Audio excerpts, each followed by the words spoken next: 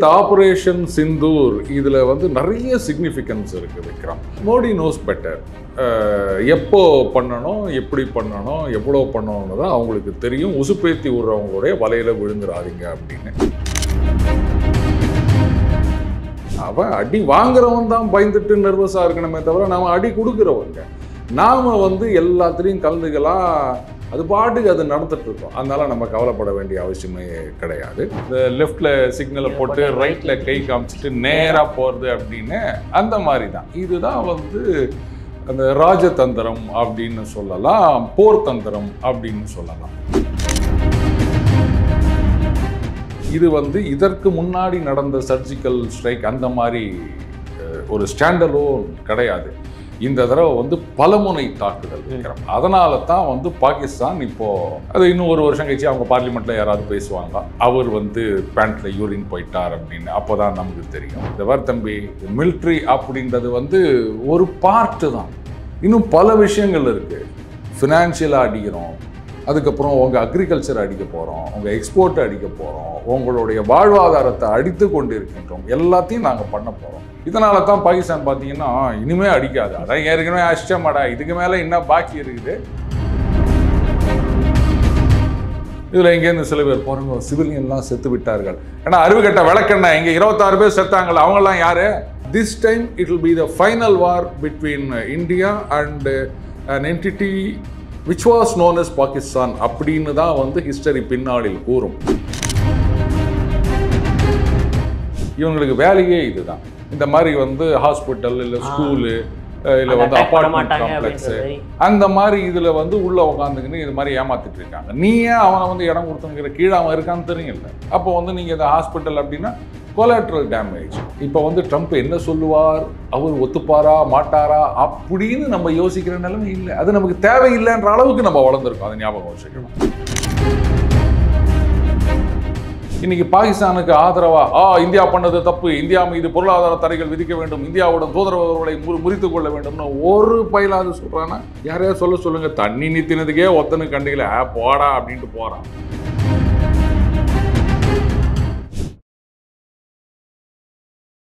இளைய பாரத நேயர்களுக்கு வணக்கம். இன்னைக்கு நம்ம நேர்காணல நம்ம சிறப்பு விருந்தினர் ஜியோ பொலிட்டிக்கலின் சக்கரவர்த்தி நம்ம அருண் சார் அவர்கள் தான். சார் வணக்கம் சார். வணக்கம் விக்ரம். ஹவுஸ் த ஜோஷ்?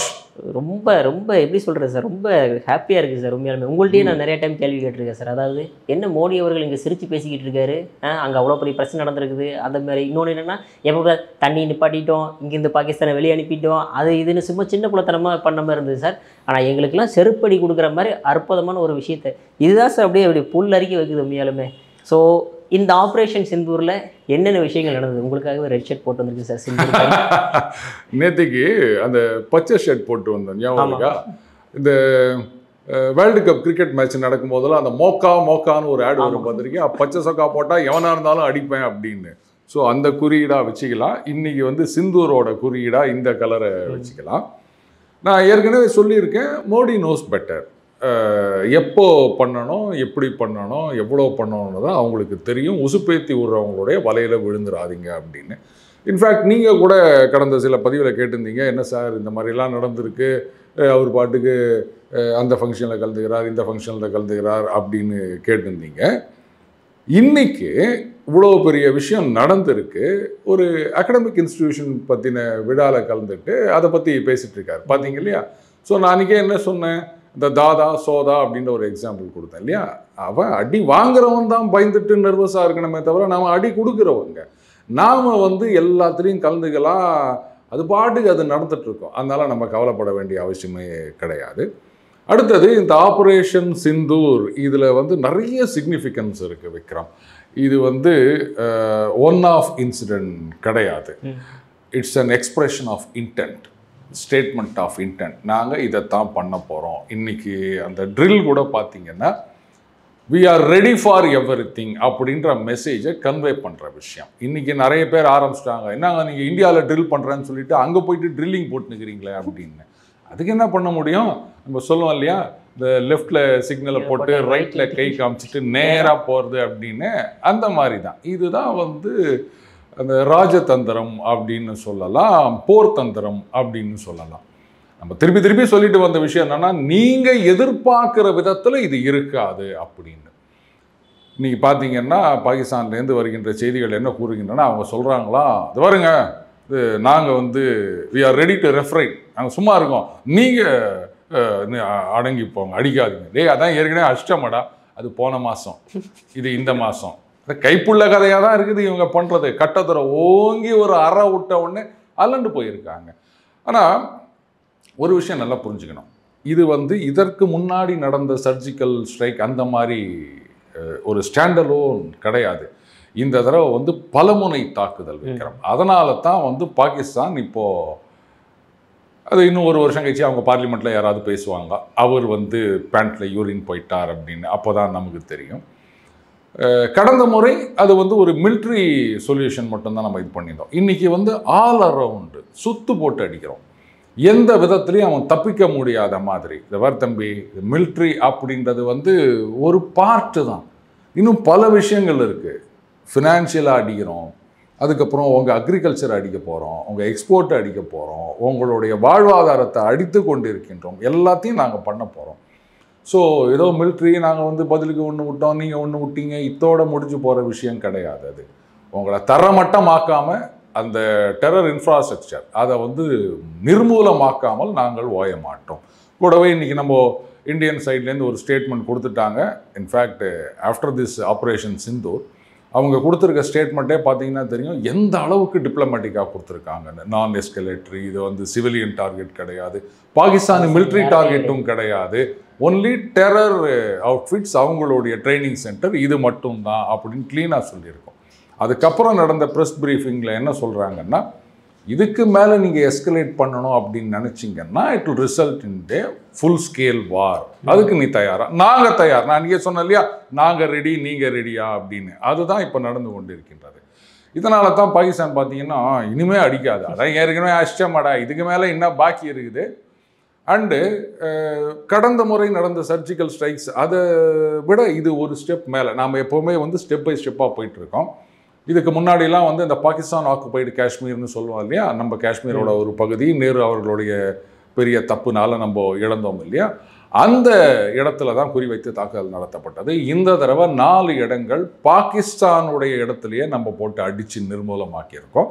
அந்த மசூர் அசாதா, அந்த ஜெய்ஷே முகமது, அவர் ஒரு ஸ்டேட்மெண்ட் கொடுத்துருக்கிறதா இப்போ கொஞ்ச நேரத்துக்கு முன்னாடி பார்த்தேன். அதில் வந்து அவங்களுடைய எல்டர் சிஸ்டர், அதுக்கப்புறம் அப்படின்னு என்ன பண்ண முடியும். இதில் எங்கேருந்து சில பேர் போகிறாங்க, சிவிலியன்லாம் செத்து விட்டார்கள். ஏன்னா அறிவுகட்ட விளக்கண்ண இங்கே 26 பேர் செத்தாங்கள, அவங்களாம் யார்? இதுக்கும் பாகிஸ்தானுக்கும் சம்மந்தம் இருக்கா அப்படின்னா, அப்படியா? ஆமாம், நாங்கள் சொல்லிட்டோம் அவங்க தீவிரவாதிகள்னு. அவங்க தீவிரவாதி இல்லைன்றதுக்கு நீ ப்ரூஃப் கொடு. வாங்கிட்ட இப்படி தான் பேசணும். பைத்தியக்கார பையன்கிட்ட நம்ம அந்த லாஜிக்கெலாம் எதிர்பார்க்க முடியாது. ஆமாம், நாங்கள் சொல்கிறோம் அவங்க தீவிரவாதிகள் அப்படின்னு, இல்லைன்னு நீ நிரூபி. இவ்வளோதான் என்னுடைய ஸ்டேட்மெண்ட். அண்ட் இது இதோட முடியுமா அப்படின்னா, ஒரு விஷயம் புரிஞ்சுக்கணும் விக்ரம், இந்த பஹல்காம் தாக்குதல் இது வந்து பாகிஸ்தான் பிரைம் மினிஸ்டருக்கோ இல்லை பிரசிடெண்ட்டுக்கோ தெரியுமா அப்படின்னா சான்ஸே இல்லை. அவங்களெல்லாம் தெரிஞ்சிருக்காது. ஏன்னா அங்கே எல்லாமே நடத்துவது மிலிட்ரி தான், புரியுதுங்களா? அங்கே நாட்டில் என்ன நடக்குதுன்றதே அவங்களுக்கு தெரியாது. அது கோர்ட்டாக இருக்கட்டும், இல்லை வந்து அரசாங்கமாக இருக்கட்டும், என்ன மாதிரி சட்டம் கொண்டு வர வேண்டும், என்ன மாதிரி தீர்ப்பு வர வேண்டும், எல்லாத்தையும் டிசைட் பண்ணுறது மிலிட்ரி தான். அந்த மிலிட்ரியை ஆட்டி வைப்பது அண்ணன் ஜிங்கிப்பிங்கு, அவருடைய பணம், இதுதான். இப்போ அங்கே எல்லா இடத்துலையும் அடி அப்படின்னும் போது உள்ளுக்குள்ளேயே குடைச்சல் ஆரம்பிச்சிட்ருக்கு. என்னையா இவனுங்க பாட்டுக்கு பஞ்சாயத்து இழுத்து விட்டு தேர் இழுத்து தெருவில் நிறுத்தி போட்டானுங்க, அப்புறம் அடி வாங்குறது நாங்கள் தானே, இவனுக்கு எஸ்கேப் ஆயிடுறானுங்க, பொண்டாட்டி பிள்ளையெல்லாம் கொண்டு போயிட்டு ஃபாரினில் செட்டில் பண்ணிட்டாங்க, அப்போ செத்து போகிறது நாங்கள் தானே, சோத்துக்கும் தண்ணிக்கும் நாங்கள் லாட்ரி அடிக்க வேண்டியதாகுது, ஏற்கனவே அடிக்கிற லாட்ரி பத்தாதுன்னு பம்பர் லாட்ரி அடிக்க வேண்டியதாகுது அப்படின்னு அவங்க இப்போ புலம்பிட்டு இருக்காங்க. அதனால தான் வந்து இந்த மாதிரி we are ready to refrain அப்படின்ற மாதிரி ஸ்டேட்மெண்ட் வந்திருக்கிறதா நான் பார்க்குறேன். ஏதாவது பண்ணுவானுங்க, சும்மா வேணா ஏதாவது ஒரு ஃபைட்டர் ஜெட் அனுப்புறது, இல்லைன்னா வந்து ஒரு மிசைல் அனுப்புறது, நாங்கள் அதை பண்ணிட்டோம் இதை பண்ணிட்டோம் அப்படின்னு சொல்கிறதுக்கு இது நடக்கும். ஆனால் நடந்தால் இதை விட 2 மடங்கு 4 மடங்கு அதிகமாக உனக்கு அடி கிடைக்கும் அப்படின்றதுனால என்ன பண்ணுறதுன்னு தெரியாமல் முடிச்சுட்டு இருக்கானுங்க அவங்க. பட் எனி மிஸ்சீஃப் எதிர்பார்க்கலாம் வைக்கிறோம். ஆனால் அதே மாதிரி நீங்கள் சொன்ன மாதிரி பிரைம் மினிஸ்டர் அவர்கள் ஷெரீஃப் அவர்கள் வந்து என்ன சொல்லியிருக்காருன்னா, இந்த மாதிரி ரைட் டு ரிட்டாலியேஷன், நீங்கள் நடத்தின ஆக்ட் ஆஃப் வாருக்கு எங்களுக்கு வந்து ஃபுல் உரிமை இருக்குது நாங்கள் ரிட்டாலியேஷன் பண்ணுறதுக்கு அப்படின்ற மாதிரி எவ்வளோ தைரியமாக பேசுகிறாரு சார். ஆனால் அவர் ஆர்மியே அமைதியாக இருந்தாலுமே இவர் எப்படி தில்லா பேசுகிறாரு? விக்ரம், உரிமை அப்படின்றது வந்து இப்போ உதாரணத்துக்கு ஒரு ஜனநாயக நாட்டில் மக்களுக்கு எல்லா உரிமையும் இருக்கா? அவ்வளோதான். இப்போ உங்கள் வீட்டில் கூட எடுத்துக்கிட்டீங்கன்னா அது மாதிரி எனக்கு உரிமை இருக்குது அப்படின்னு சொல்லலாம். எப்போ சொல்லலாம்னா உங்கள் மனைவி ஊருக்கு போயிருக்கும்போது. புரியுதா? அந்த மாதிரி தான் உரிமை இருக்குப்பா, அதை நீ செஞ்சுப்பாரு. அப்போது எங்களுடைய கடமை என்னன்றதை நாங்கள் காமிக்கிறோம். சொல்லலாம், கத்துறதுக்கு உங்களுக்கு உரிமை இருக்குது, கத்திட்டே போங்க. ஆனால் ஏதாவது நீங்கள் கொச்சல் கொடுத்தீங்கன்னா பல மடங்கு ஒரே அப்பு தான். அதுக்கு தயாராக இருந்தால் நாங்கள் வந்து ரெடி அப்படின்றத சொல்லிட்டோம். இந்தியா முழுக்க ட்ரில் நடக்குது இன்றைக்கி. ஸோ எல்லாத்துக்கும் நாங்கள் தயார். நீ வந்து சீனாக்காரன் வருவான், அவன் வருவான், இவன் வருவான் அப்படின்னு நினச்சின்னு சண்டையில் இறங்குறதா இருந்தால் இறங்கு. ஆனால் this time it will be the final war between India and an entity which was known as Pakistan அப்படின்னு தான் வந்து ஹிஸ்டரி பின்னாளில் கூறும். அதுக்கு தயாராக இருந்தால் நீ இறங்கு. ஏன்னா இந்த தடவை ஒரு வார் வந்ததுன்னு சொன்னால் அதுக்கப்புறம் Pakistan as we know today will not exist. அவ்வளோதான் நான் சொல்வேன். ஓகே சார், எந்தெந்த மாதிரி விமானங்களை யூஸ் பண்ணி, குண்டுகளை யூஸ் பண்ணி, அதாவது 9 டெரர் இன்ஃப்ராஸ்ட்ரக்சர் வந்து பெருசாக சொல்லியிருக்காங்க. எந்தெந்த மாதிரி? அதாவதுங்க 4 டார்கெட் வந்து பாகிஸ்தானுக்குள்ள, 5 வந்து பாகிஸ்தான் ஆக்குபைடு காஷ்மீரில். இதில் வந்து ரஃபேல் பயன்படுத்தப்பட்டதாக சொல்கிறாங்க. ஸ்கால்ப் மிசைல்ஸு, அதுக்கப்புறம் ப்ரிசிஷன் கைடட் மியூனிஷன்ஸ், அது கைடட் பாம்ஸ்னு இருக்குது. அவங்க தங்கியிருந்த இடங்களை வந்து டார்கெட், அது வந்து இன்டெல் இன்புட். அது எங்கெங்கெல்லாம் இருக்காங்க, எத்தனை பேர் இருக்காங்க அப்படின்னு. இதில் பார்த்தீங்கன்னா வழக்கம் போல் ஆரம்பிச்சிட்டானுங்க இந்த பிபிசி இந்த மாதிரி ப்ராபகண்டா சேனலில். இது பாருங்கள், இது வந்து ஒரு தீவிரவாத இதுவே கிடையாது, இது வந்து ஏதோ ஒரு ஹெல்த் சென்டர் அப்படின்னு. ஒரு விஷயம் புரிஞ்சிங்கன்னா எங்கள் அப்பா குதிர்குள்ள இல்லை அப்படின்ற மாதிரி இருக்குது. இது ஹெல்த் சென்டர், இது தீவிரவாத முகாம் கிடையாது அப்படின்னா எங்கே இருக்குது தீவிரவாத முகாம்? நீ சொல்லு. இல்லையா? இப்போது இந்தியாவில் தீவிரவாத முகாம் அப்படின்னு நீங்கள் எங்கேயாவது காமிக்க முடியுமா? முடியாது இல்லை. அப்போது டிஃபரன்ஷியேட் பண்ணுறதுலேருந்தே தெரியுது அப்போ தீவிரவாத முகாம்கள் பாகிஸ்தானில் இருக்கின்றன அப்படின்னு. இதை விட ஒரு விளக்கெண்ணத்தனமான ஒரு ப்ராபகண்டா யாராவது பண்ண முடியுமா அப்படின்னு எனக்கு தெரியல. நம்பர் 1. நம்பர் 2, இது வந்து இந்த தீவிரவாதிகளுடைய ஃபேமஸ் ட்ரிக்கு. நம்ம ஹமாஸ் பார்த்துருக்கோம். காசாவில் அடிக்கும்போது ஐயோ ஹாஸ்பிட்டலில் அடிச்சிட்டாங்க, பேஷண்ட்ஸ் எல்லாம் இது பண்ணாங்க. அங்கே இஸ்ரேல் யாருமே க்ளீனாக காமிக்கிறாங்க. அது பாரு, இவன் ஆஸ்பத்திரிக்கு அடியில் பங்கர் கட்டின்னு இத்தனை பேர் அங்கே சொகுசாக ஏசியோட உட்காந்து நிற்கிறானுங்க. இவங்களுக்கு வேலையே இதுதான். இந்த மாதிரி வந்து ஹாஸ்பிட்டல் இல்லை ஸ்கூலு இல்லை வந்து அப்பார்ட்மெண்ட் காம்ப்ளெக்ஸு அந்த மாதிரி இதில் வந்து உள்ளே உட்காந்துக்கின்னு இது மாதிரி ஏமாற்றிட்டு இருக்காங்க. நீ ஏன் அவனை வந்து இடம் கொடுத்துங்கிற? கீழே அவன் இருக்கான்னு தெரியும்ல. அப்போ வந்து நீங்கள் இந்த ஹாஸ்பிட்டல் அப்படின்னா கொலாட்ரல் டேமேஜ். பாம்பை வந்து நீங்கள் வீட்டுக்குள்ளே புத்துக்கட்ட அலோவ் பண்ணீங்க அப்படின்னு சொன்னால் அப்போ பாம்பை அழிக்கும் போது நீங்களும் சேர்ந்து தான் அழிவீங்க. அதுக்கு யாரும் ஒன்றும் பண்ண முடியாது. இது தீவிரவாத இயக்கங்கள் மட்டும் இல்லை, நம்ம ஏற்கனவே பார்த்துருக்கோம். ஜெலன்ஸ்கியும் இதை தான் பண்ணார். பாருங்கள், அப்பார்ட்மெண்ட் காம்ப்ளெக்ஸு சிவிலியன்ஸ் இருக்காங்க, அங்கெல்லாம் வந்து குண்டு போட்டாங்க ரஷ்யா அப்படின்னு. இது வந்து புட்டின் சொல்லலை, ஆம்னஸ்டி இன்டர்நேஷ்னல் பக்கா வந்து ரஷ்யாவுக்கு எதிரான ஒரு அமைப்பு. அவங்களே சொன்னாங்க, இவங்க போயிட்டு இந்த அப்பார்ட்மெண்ட் காம்ப்ளெக்ஸ்லலாம் வந்து ஹெவி ஆர்ட்லரி இதெல்லாம் கொண்டு போய் பிளேஸ் பண்ணி வச்சுக்கிறானுங்க. அப்போது ரிட்டர்ன் ஃபயர் வரத்தானே செய்யும் அப்படின்னு. அதுக்கு உடனே என்ன, அது இப்படி உடனே அந்த ஆர்டிக்கலை ரிமூவ் பண்ணணும்னு சொல்லி பெரிய கலாட்டாலாம் ஆச்சு. ஸோ ஹெல்த் சென்டராக இருந்துட்டு போட்டோம். என்னப்பா சிவிலியன் செத்து போனாங்களா? என்னப்பா அது எங்கள் 26 பேர் செத்தாங்கல்ல. இதுக்கு முன்னாடி காஷ்மீர்லேயும் இவங்க தீவிரவாத தாக்குதல்லையும் எத்தனை பேர் செத்து போயிருக்காங்க. காஷ்மீரி பண்டிட்டுகள் எத்தனை ஆயிரக்கணக்கில் செத்து போயிருக்காங்க. அதுக்கு இது ஒன்றுமே இல்லை தம்பி, போயிட்டு வா. ஓகே சார், இப்போ எல்லாருமே இன்னொரு கொஸ்டின் என்ன அப்படின்னா, அதாவது இப்போ ஏதாவது அங்கேருந்து ஒரு தாக்குதல் வந்தால் தான் நாம் இறங்கி அந்த டெரரிஸ்ட் கேங்கு மற்ற விஷயங்கள்லாம் நம்ம பண்ண வேண்டியிருக்கு. இது ஏன் முன்னெச்சரிக்கையாகவே நம்ம அதெல்லாம் பண்ணுறதில்ல? நம்ம முன்னெச்சரிக்கையாக பண்ணிட்டோம்னா நம்மளுக்கு தாக்குதல். நீங்கள் கேட்குறது எனக்கு புரியுது. எல்லா நேரங்களிலும் எல்லா நாடுகளும் ஒரே மாதிரியான டெம்ப்ளேட்டை ஃபாலோ பண்ண முடியாது. இப்போது அமெரிக்கா அப்படின்னும் போது அவங்க வந்து வெப்பன்ஸ் ஆஃப் மாஸ் டிஸ்ட்ரக்ஷன் இருக்குது அப்படின்னு சொல்லிட்டு ஒன்றுமே இல்லாத போயிட்டு குண்டு போயிட்டு நாசம் பண்ணிட்டு வரலாம், அவங்க பண்ண முடியும். ஆனால் எல்லா நாடுகளும் அதை பண்ண முடியுமா? ஈவன் யூகே பண்ண முடியாது, ஃப்ரான்ஸ் பண்ண முடியாது, ஈவன் இப்போ ரஷ்யாவும் பண்ண முடியாது. யுஎஸ்எஸ்ஆராக இருந்தபோது கூட ரஷ்யா அந்த மாதிரி பண்ணது கிடையாது. அமெரிக்கா மட்டும்தான் இந்த மாதிரி குண்டக்க மண்டக்க வேலையெல்லாம் பண்ணிட்டு இருந்தாங்க அப்படின்னு வச்சுக்கோங்களேன். அடுத்தது, நாம் வந்து கடந்த ஒரு 10 ஆண்டுகளாகத்தான் வந்து பொருளாதார ரீதியிலையும் சரி அண்டு இராணுவ ரீதியிலையும் சரி அந்த நம்ம வலிமை அப்படின்றது இன்க்ரீஸ் ஆகிட்டு இருக்கு. அடுத்தது நம்மளுடைய அந்த சாஃப்ட் பவர் ஆகட்டும், நம்மளுடைய அந்த டிப்ளமசினால் உலக நாடுகளுடைய சப்போர்ட் ஆகட்டும், இதுவும் கடந்த 10-11 ஆண்டுகளில் தான் வந்து வளர்ந்து வருகின்றது. ஸோ அதை வந்து நம்ம கெடுத்துக்க கூடாது. ஐயோ பாரு சண்டைக்காரன் அப்படின்ற மாதிரி இனிஷியலாகவே எஸ்டாப்ளிஷ் பண்ணக்கூடாது. அதனால தான் இது ஸ்டெப் பை ஸ்டெப்னு நான் ஆரம்பத்திலேயே சொன்னேன். இன்றைக்கி பாகிஸ்தானுக்கு ஆதரவாக இந்தியா பண்ணது தப்பு, இந்தியா மீது பொருளாதார தடைகள் விதிக்க வேண்டும், இந்தியாவுடன் தூதரவர்களை முறித்து கொள்ள வேண்டும்னு ஒரு பயிலாவது சொல்கிறான்னா? யாரையாவது சொல்லுங்கள். தண்ணி நிறுத்தினதுக்கே ஒத்தனு கண்டிக்கல போடா அப்படின்ட்டு போகிறான். அப்போ இன்றைக்கி எவன் வருவான் இதுக்கு ஆதரவாக? அதுதான் இது வந்து அடுத்த சில கட்டங்களில் இன்னும் பெரிய அளவுக்கு வரலாம். அப்போ நம்ம எப்போ நினச்சாலும் போய் அடிக்கலாம். அதெல்லாம் ஸ்டெப் பை ஸ்டெப்பாக தான் பண்ணோம். எடுத்த உடனே வந்து தம்பி ஒருத்தர் தாதாவாக வரணும் அப்படின்னா அப்படியே கொஞ்சம் கொஞ்சமாக முதல்ல கீழே ஒருத்தனை போடணும், அப்புறம் ஒன்று போனோம். புரியுது இல்லை? சினிமா பார்த்தாலே நமக்கு தெரியும்ல. அந்த மாதிரி தான் வருவோம், கவலைப்படாதீங்க, நிச்சயமாக வருவோம். அது விரைவிலேயே வருவோம். அப்போ நம்ம என்ன ஒன்றா செய்யலாம். Okay sir. சார் இப்போ இந்த மாதிரி தாக்குதலுக்கு இப்போ வேர்ல்டு லீடர்ஸோடைய ரெஸ்பான்ஸ் என்னவாக இருக்குது சார்? முக்கியமாக நம்ம ட்ரம்ப்பு, உங்கள் புட்டின்னு ஒரு விஷயம் யோசிக்கணும். இப்போ வந்து ட்ரம்ப் என்ன சொல்லுவார், அவர் ஒத்துப்பாரா மாட்டாரா அப்படின்னு நம்ம யோசிக்கிற நிலைமை இல்லை. அது நமக்கு தேவையில்லைன்ற அளவுக்கு நம்ம வளர்ந்துருக்கோம். அதை ஞாபகம் வச்சுக்கணும். இதுக்கு முன்னாடிலாம் குறிப்பாக மன்மோகன் சிங் அவர்கள் ஆட்சி காலத்திலலாம் பார்த்தீங்கன்னா ஐயோ அமெரிக்கா என்ன சொல்லுவாங்களோ அப்படின்ற ஒரு இப்போ நம்ம என்ன பண்ணுறோம் சொல்லிட்டு ஒரு இன்ஃபர்மேஷன் பாரு போட்டு தள்ளிக்கிறோம், அவ்வளோதான். அவர் என்னவோ பேசியிருக்காரு, அது ஒரு ஃபுல் ஸ்டேட்மெண்ட் ஒன்றும் ரிலீஸ் ஆகலை. பட் புட்டின் ஆல்ரெடி அவருடைய சப்போர்ட்டை சொல்லிட்டார். அமெரிக்காவும் வந்து என்னவோ ஒன்று பேசியிருக்காரு, it's a shame they have been fighting for several அப்படி அது துண்டு சீட்டி வச்சிருக்காரு போல இருக்கு டெக்கேட்ஸ் அப்படின்னு சொல்லிட்டு அதை நிறுத்தணும் அப்படின்னு இருக்காங்க. இது ஆஸ் யூஷுவல் எல்லாம் சொல்கிற விஷயங்கள் தான். பட் அந்த மாதிரி நீங்கள் வந்து அப்படியே அடக்கி இருக்கணும் அப்படின்னு சொல்கிறதுக்கெலாம் அவங்களுக்கு எந்த யோகியதையும் கிடையாது. இஸ்ரேலை பார்த்து அதை சொல்லணும், அதை சொல்ல மாட்டாங்க. ஆனால் அவங்களுக்கு வந்தால் ரத்தம், நம்மளுக்கு வந்தால் தக்காளி சட்னியா. அதனால் அமெரிக்கா என்ன சொல்லணும் அப்படின்லாம் நம்ம பயந்துட்டு இருந்த காலம் போயிடுச்சு.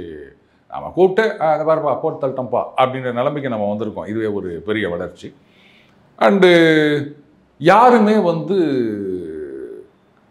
வெளிப்படையாக முழுவதுமாக இந்தியா பண்ணது தப்பு, இந்தியா இந்த மாதிரி பண்ணக்கூடாது, இனிமேல் இது பண்ணக்கூடாது, நீங்கள் சும்மா இருங்க அப்படின்னு சொல்கிறதுக்கு இன்றைக்கி எந்த உலக நாடும் இல்லை. அது ஞாபகம் வச்சுக்கணும். Including China.